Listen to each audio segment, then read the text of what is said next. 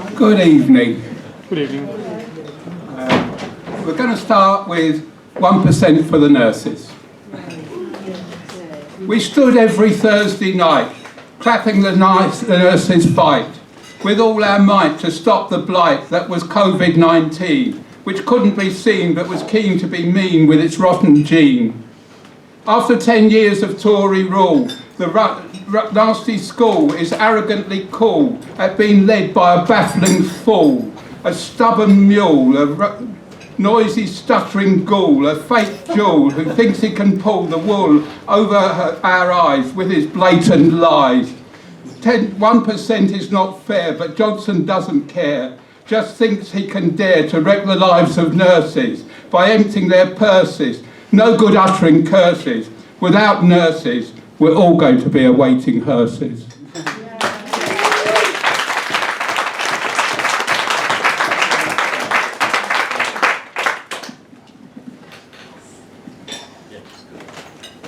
This is called Pinstripe Pimps.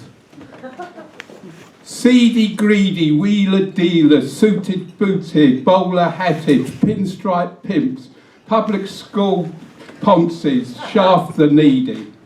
Eton, Harrow, Westminster, St Paul's, public schools, charities that pay no tax. Oxford, Cambridge, dreaming spires, champagne Charlies, Bullingdon Club, rich hooligans, a hedonistic orgy, getting drunk, snorting coke, lots of bonking Borises, wrecking restaurants, never arrested, never charged, become an intern, a lobbyist, a journalist, do PR, and finally, never having had a proper job, become a Tory MP. Then join the ideological assault upon the fabric of society by theoretical... Sorry, try with a pair of glasses.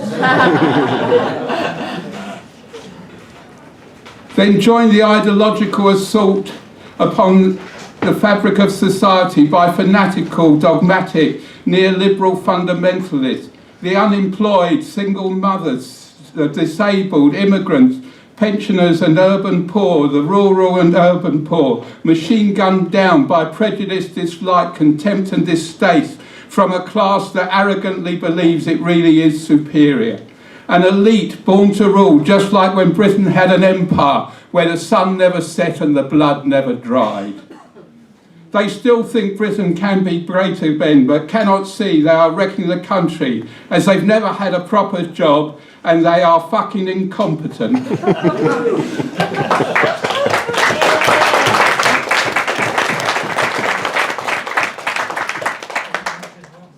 This is called test, test, test. Test, test, test is the best way to go, said the WHO. But COVID-19 has been very mean and very keen as a new virus to become as famous as SARS and flu in 1919.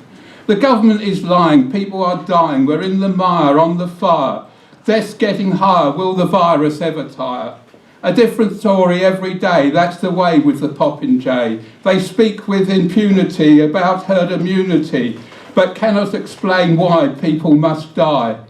Our sinister Prime Minister says listen to the science, but it was really just a licence to protect the rich and leave the NHS staff in the ditch without a stitch of PPE.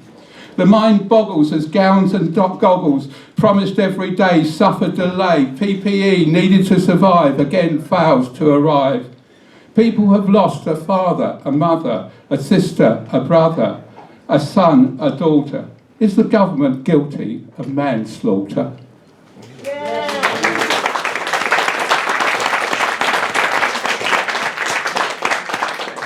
One more that's not about... It's called the pencil test.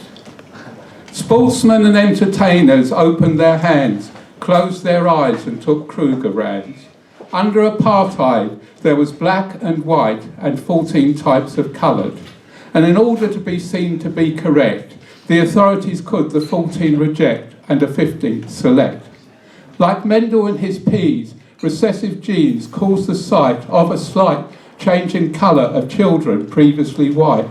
Sometimes the authorities couldn't be sure if a child was pure, So inspectors went into the schools, followed the rules, and with great care placed a pencil in the child's hair.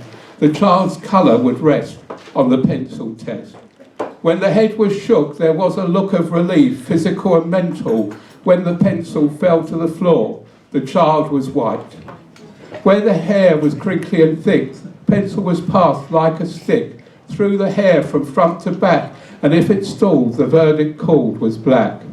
What the parents were hardly mattered. The family scattered to search a new church, a new school, and other kids were left alone and bereft.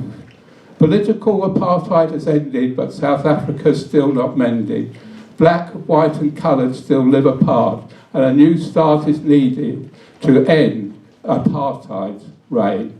Thank you.